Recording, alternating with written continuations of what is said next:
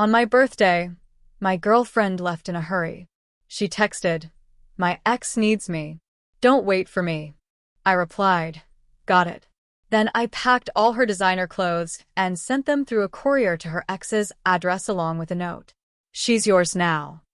3 hours later, her ex called me, angry, because she was crying on his doorstep with her suitcases. Original post. I'm a 32-year-old man staring at a half-eaten lobster mac and cheese. That was supposed to be my birthday dinner. Nicole, my 28-year-old girlfriend of 2 years, was supposed to be here, but she's not. About 4 hours ago, while I was preparing her favorite meal for my birthday, she rushed in already dressed to go out. "Hey babe, happy birthday," she said, giving me a quick kiss on the cheek. "Andrew needs me. It's urgent. Can't talk. Don't wait up." Andrew, 30, is her ex, the one she claimed was part of her past. But somehow, he always had emergencies that only Nicole could solve. Before I could even react, my phone buzzed. A message from her. "Ex needs me. Don't wait up." No apology. Nothing. Something in me just switched. This wasn't the first time, but on my birthday with that text, I was done. I replied, "Understood." Then came a strange sense of calm. I looked at her side of the closet. It was filled with designer items, Prada, Gucci, Louboutins, mostly bought with her influencer income but taking up prime space in my apartment. So I started packing. Carefully, methodically.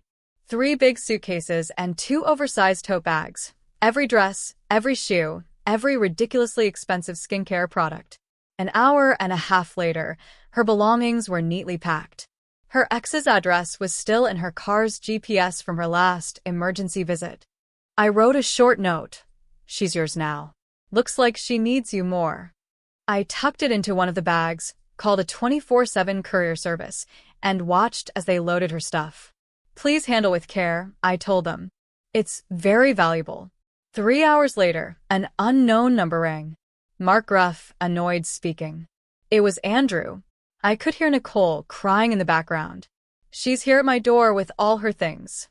She says you threw her out and she's freaking out about her expensive stuff, saying it better not be damaged." I took a sip of my wine. Did I? Or did she choose to be with you on my birthday because you needed her? I just made sure her things caught up with her. I packed everything carefully. "You're crazy. She came here because I was having a crisis," he snapped.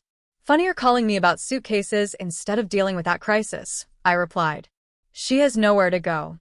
Her name's not on the lease here. You can't just throw her out." "She's not on my lease either, Andrew. It's my place." She left. I just forwarded her mail, so to speak. This is crazy. Let her back in or come get her stuff. Nicole was now yelling about how she would inspect every single item. "Nope," I said. "She made her choice. You're her emergency contact. Deal with it." Then I hung up. The quiet felt peaceful. But I knew this wasn't the end. Nicole and Andrew thrive on drama. Update 1 to 48 hours later. The past 2 days have been a masterclass in Nicole's meltdown techniques. Thanks for the DMs and comments. Glad you all see it too. After Andrew's call, I blocked him. Then Nicole's messages began. Voicemails, sobbing, angry rants, desperate pleas. "Mark, how could you? It was my birthday." "Still my birthday, Nicole, as you clearly knew. I was just helping a friend. Andrew needed me. My expensive things. They're stuffed into Andrew's small apartment. He's freaking out. You better hope nothing's missing or broken. Sounds like a them problem. You're responsible for everything now." Yes. After all I put up with, Andrew says I can't stay. His new girlfriend is furious. "You have to let me come back." New girlfriend. So, Andrew's crisis was probably about his new relationship. He dragged Nicole into it again. Yesterday morning, her older sister Stephanie, 35, used her emergency key and barged in. "Mark, what's going on? Nicole's a wreck. You kicked her out on your birthday." "Good morning, Stephanie. Coffee." "Nicole left me on my birthday for Andrew. I just sent her things to where she wanted to be." "Don't be sarcastic. She made a mistake. Andrew manipulated her." Or maybe she just likes being his hero. This isn't new, Stephanie. It's just the first time it happened on my birthday, and through a text. Stephanie softened a bit. She knows Nicole. Okay, maybe she overreacted. But sending her stuff? That was harsh. She has nothing. Nothing? She has multiple suitcases filled with luxury items. She's with Andrew. He's her priority. He's kicking her out. His new girlfriend, Lauren, went ballistic. Nicole's sitting at a cafe with all her bags. The expectation that I'd fix this was unbelievable. Sounds like a Nicole, Andrew, and Lauren issue, not a Mark issue. Nicole made her choice. She's your girlfriend. Was she? Her actions said otherwise. This was the final straw. Stephanie argued, tried to guilt-trip me, and begged. I stayed firm. She left, fuming, to go pick up Nicole. A few hours later, my landlord, Mr. Roberts, called me. Mark, unusual call. A woman named Nicole claiming to be your fiancé said you illegally evicted her and needs access. Fiancé? Illegal eviction? That's bold. Mr. Roberts, Nicole was my girlfriend, not my fiancé.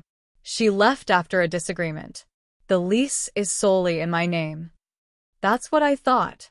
It all sounded way too dramatic.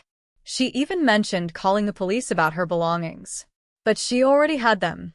I sent everything to her ex's place by courier. All right, son, my landlord said. Sounds like a rough breakup. Just a heads up, now she's claiming you illegally evicted her and that you were engaged. Time to change the locks. My lawyer friend confirmed I was in the clear. Nicole wasn't on the lease. The entitlement was getting worse. And this was just the appetizer. I had a bad feeling about what was coming next. But for now, that leftover lobster mac and cheese tasted like freedom. Update 2, 1 week later. This past week, Nicole's sense of entitlement went into overdrive. Her attempts to get back into my apartment got creative. After failing with the landlord, she turned to social media. As an influencer, she used her platform to post vague, emotional messages like, "Betrayal hurts most when it comes from someone you love." Some people have no heart. Kicked out and left with nothing.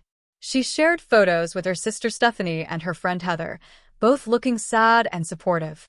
Then came the real kicker, a GoFundMe campaign. Goal, $10. Title, help Nicole get back on her feet. In the campaign description, she painted herself as a victim of a cruel ex who threw her out with nothing. A total lie. She had suitcases full of clothes and luxury items. She claimed I was trying to destroy her life and begged for help to secure a new apartment and replace her essential belongings that I was supposedly refusing to return. Another lie. Her followers ate it up. A few skeptical comments appeared, asking about her recent luxury shopping hauls, but they disappeared quickly. Then, out of nowhere, Andrew's new girlfriend Lauren messaged me on Instagram. Mark, I'm over this Nicole drama. Andrew's an idiot, but she's manipulative. She cried for 2 days at our place, trashing you and hoping he'd dump me. Even tried wearing my clothes. When Andrew finally told her to leave, she had a full-on meltdown. I replied, "That sounds like Nicole. Sorry you had to deal with it." She told Andrew you were abusive and controlling. That's why she ran to him, Lauren said. He almost believed her until Lauren pointed out the perfectly packed Louis Vuitton luggage. Not exactly fleeing in fear, she said. So now I was not just a bad ex. I was an abusive, controlling, and now thieving ex, too. Wonderful. Apparently, Nicole was telling people I stole her valuable items to fund her GoFundMe. Andrew, feeling guilty, even gave her money. Next, her mother, Nancy, 50s, called me. It was about a week after everything happened. Mark, I'm shocked. Nicole is devastated. You threw her out like garbage. Nancy, with all due respect, Nicole left me on my birthday to run to her ex. I returned her belongings to her. Her belongings? She's now had time to go through everything, and she says you kept her most expensive items, her jewelry, and especially her vintage Chanel bag, the one her grandmother gave her. She says it's worth thousands, and it definitely wasn't in the suitcases. Now, the accusation was very specific. Nancy, I packed everything that was in my apartment, 3 large suitcases, 2 tote bags, all her designer stuff. I sent it via insured courier. Andrew signed for it. I have the delivery confirmation. She says it wasn't there, that you kept her most valuable things on purpose. That Chanel bag is irreplaceable. I packed what I saw. If something is missing, maybe she should double-check all her bags. Or consider if it was kept somewhere else, like her old room at your house. It wasn't mentioned to me as missing when she was staying with Andrew. Are you calling my daughter a liar? I'm saying I sent everything that was in my apartment. If she truly believes something was stolen, she should file a police report. I'll cooperate fully. I have delivery records. It was a calculated move. I doubted she wanted police involved, considering her GoFundMe narrative. This is unacceptable. Find that bag, or our lawyer will contact you. Then I look forward to hearing from your lawyer. Goodbye, Nancy. Click. Legal escalation? I was ready. I crafted an email to Nicole and CC'd Stephanie. Subject: Your belongings and recent accusations. Nicole, I've been informed by your mother that you are now claiming, 1 week after receiving your belongings, that I stole specific items including expensive jewelry and a vintage Chanel handbag. To clarify, all your items that were in my apartment on the date of my birthday were packed into 3 suitcases and 2 tote bags by me personally. They were shipped via courier company name, with tracking numbers, and delivered to Andrew at Andrew's address on birthday date and time. Delivery was signed for by Andrew. Proof of receipt is attached. Additionally, I have time-stamped photos of the packed suitcases before they were closed, which include multiple handbags and jewelry boxes. If, after thoroughly reviewing everything, you still believe items are missing, please consider whether they might have been stored elsewhere, such as at your parent house, or in a safety deposit box. If you are confident items were stolen from you, I advise you to file a formal police report listing the missing items, their value, and proof of ownership. I will, of course, fully cooperate with any police investigation and provide the documentation I have. Small exaggeration. I didn't have the photos, but she wouldn't know that. Enough to plant reasonable doubt. I ended the email with this: continuing to make false or defamatory claims about me, publicly or privately, accusing me of theft will leave me no choice but to explore my legal options for defamation. This is your only warning. We're done. Your attempts to manipulate, extort, or slander me won't work. At that point, Nicole's GoFundMe had stalled at around $350. I figured we'd see how the email landed. Facts were my weapon of choice. 3 months later. It's been a journey, but the saga of Nicole's birthday boomerang ended not with a bang, but with a beautifully underwhelming whimper. And honestly, that's perfect. After I sent the email, with the courier receipts and the slightly embellished mention of photos showing the packed suitcases, the theft accusations magically vanished. Even the Chanel bag? Gone from the conversation. Her GoFundMe quietly disappeared the next day, and no police report was ever filed. Surprise, surprise.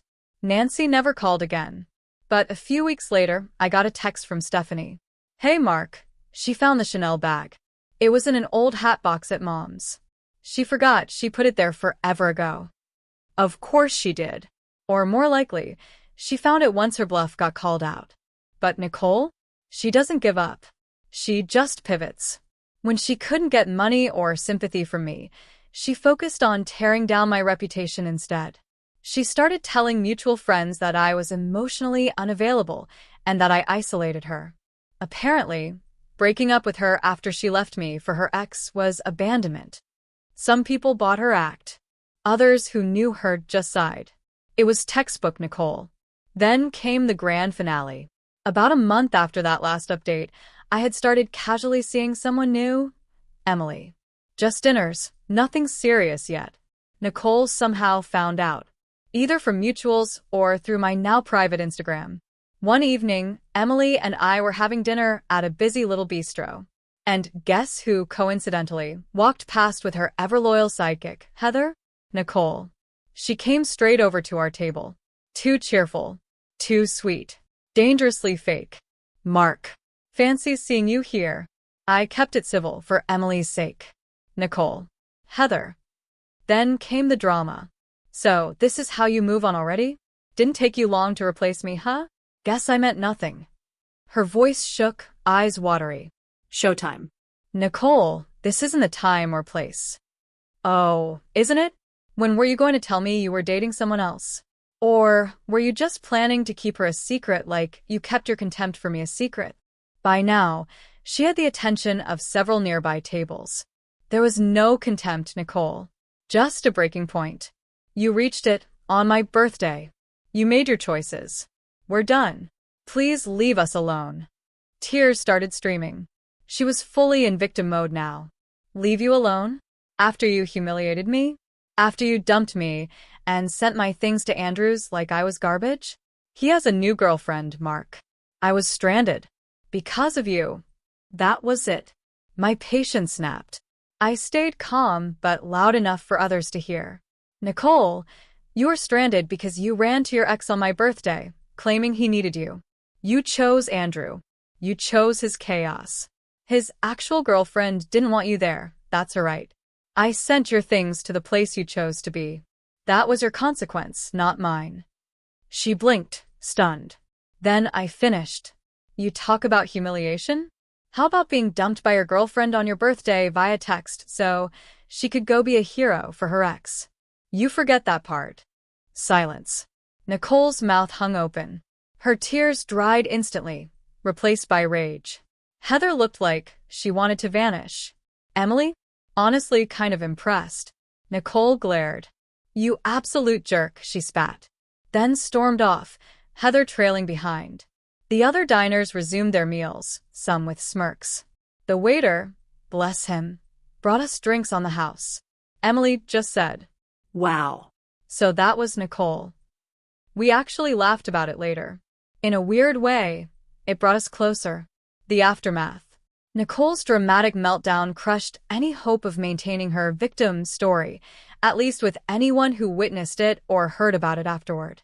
Turns out, airing your warped version of dirty laundry in public doesn't always go your way. Andrew and Lauren are still together. Lauren made it clear that Nicole is permanently banned from their lives. And Andrew, to his credit, backed her. So, Nicole lost her prime enabler. Even Stephanie, her sister, sent a text. Hey Mark, sorry for how I came at you about all that. Nicole can be a lot. Hope you're okay. As for Nicole, she's still on Instagram, still posting perfectly filtered selfies. But her engagement is down. I heard she's now living in a cramped studio apartment. The GoFundMe flopped. And after the whole stolen Chanel fiasco, her parents cut back financial support. She complains often, apparently, about how hard life is. But entitlement is a hard habit to break. Her friend Heather is still around, probably because Nicole's chaos makes Heather's life look calm by comparison. Me?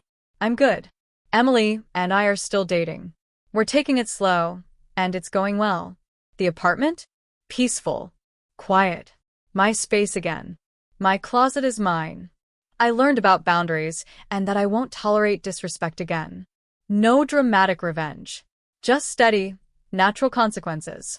Nicole wanted to be the main character. Well, now she is, in a self-inflicted drama that's more tragic comedy than anything else. She reaped what she sowed, a smaller, lonelier life, built from her own bad decisions. And honestly, that's the most satisfying ending of all. Thanks for the vent space, Reddit. It helped more than you know. Peace.